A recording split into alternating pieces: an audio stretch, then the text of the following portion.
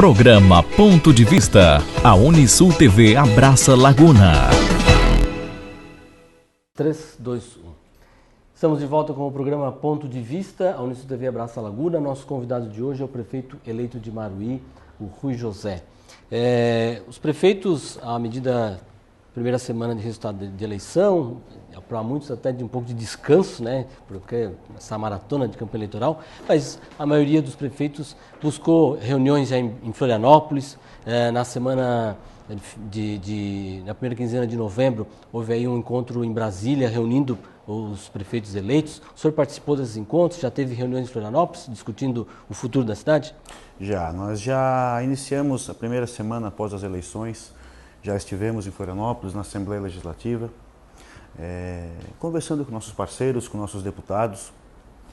E também estivemos também nesse encontro em Brasília. Na verdade, foi um seminário promovido pela Confederação Nacional dos Municípios e que buscou orientar aí os prefeitos eleitos para as primeiras atos de governo, né, as primeiras situações que o prefeito deve se atentar tão logo chegue na prefeitura, e também passando da realidade, né, que a gente vai enfrentar a partir do ano que vem. E nesse ponto a notícia não é muito boa. A gente sabe aí que a tendência da arrecadação, a tendência da receita dos municípios, dada essa crise mundial e dada essa crise também nível de Brasil, né? Os municípios realmente irão aí ter dificuldades nesse início de 2017, na verdade durante o ano de 2017, a previsão é que a situação financeira, que a situação de crise no país comece a melhorar a partir de 2018. Então nesse ponto nós fomos alertados para isso, para a necessidade de começar a administração pensando realmente em enxugar a máquina, pensando realmente nas prioridades do município, sem estar tomando atitudes desnecessárias, sem estar fazendo gastos desnecessários, sempre buscando aí realmente economizar, na verdade, nesse primeiro ano de mandato, para que a gente possa enfrentar essa crise sem ter prejuízo ao serviço público. A orientação é geral, a gente tem conversado com vários prefeitos eleitos. A orientação é essa, economizar para realmente tentar ganhar fôlego para poder realizar algum tipo de investimento, né? É um ano que vai ser difícil, a questão de folha de pagamento. E aí, em relação à transição, você falou no início a questão da transição. Estamos em Maruí aguardando que ela se efetive realmente. Nós estamos aí final de novembro. Eu protocolei um ofício junto ao prefeito logo na primeira semana após as eleições, né? E tive uma resposta dele uns 20 dias depois, em que nós sentamos para conversar, mas as portas da prefeitura não foram efetivamente abertas. O prefeito atual pediu que a gente colocasse no papel quais eram aí as informações de que a gente necessitava, e que não iria poder ceder o espaço físico na prefeitura. Então nós estamos fazendo essa nossa transição na Câmara, né? Só que ainda não fizemos aí esse ofício na forma como fomos orientados, só que não tivemos ainda a resposta do prefeito.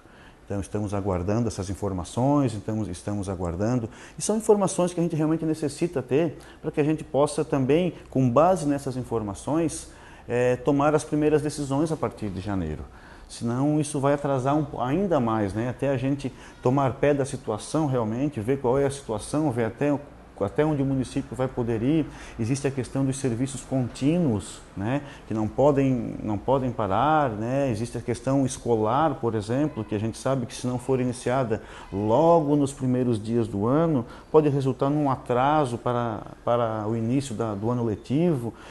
Material de expediente, por exemplo, combustível, por exemplo, a gente tem que saber como é que estão essas situações, como estão os fornecedores, como estão as licitações nessas determinadas áreas, para que a gente possa, em janeiro, já iniciar efetivamente trabalhando e não ter que fechar portas no início para poder tomar pé da situação e só aí depois dar continuidade aí nessas ações que são necessárias para o andamento do município, da prefeitura, para a prestação do serviço público. Diante dessa falta de informações oficiais, o senhor já tem conseguido traçar um planejamento para colocar em prática a partir de janeiro? Já pensa em equipe de governo? Tem ideia de que tamanho vai poder ter essa equipe? O senhor tem algum tipo de ideia sobre esse assunto? Sim, nós na verdade, com as informações que a gente pode buscar via portal da transparência, isso a gente já está fazendo, né?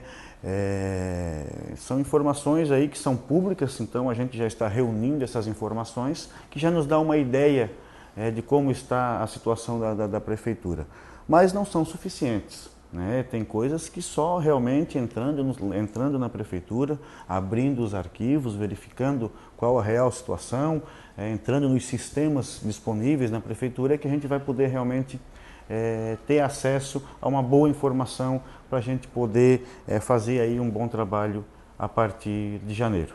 Em termos de dívidas, essa queda de arrecadação que já vem ocorrendo ao longo dos últimos anos, isso o senhor não tem informações oficiais e precisas ainda sobre isso? Não, sobre os últimos anos sim, né, porque a gente consegue isso no portal da transparência, mas como a gente sabe que é um final de gestão em que muitos ajustes têm que ser feitos, em que algumas dívidas o município é obrigado a quitar, algumas outras não tem uma penalidade se realmente não forem pagas. Essas dívidas é que a gente se preocupa, porque outra preocupação nossa, a questão dos convênios. Pode às vezes ter um convênio que vá findar a vigência logo no início de janeiro. Então a gente tem que estar por dentro dessas situações, tanto a questão das dívidas, para poder dar um andamento no serviço público, mas também essa questão de convênios, de contratos, a vigência desses convênios, desses contratos, para que a gente possa, quando chegar, se for o caso, pedir uma renovação, pedir aditamento de prazo, enfim, essas situações a gente tem que visar. Eu acho que o momento eleitoral passou, né? A gente sabe que deve sempre ficar uma mágoa em quem não consegue chegar, quem perde as eleições deve ficar uma mágoa, mas a gente tem que pensar no município de Maruí, na população. Nossa população não pode em momento algum ser prejudicada pela falta da transição. E essa é a nossa grande preocupação hoje, é onde a gente tem insistido com o prefeito para que realmente ele abra aí as portas dentro do possível, para que a gente realmente consiga aí ter acesso a essas informações, porque a população quer o serviço público. Quem chega no posto de saúde quer o atendimento. Quem chega hoje no hospital vai encontrar o hospital fechado, porque o hospital nosso está fechado.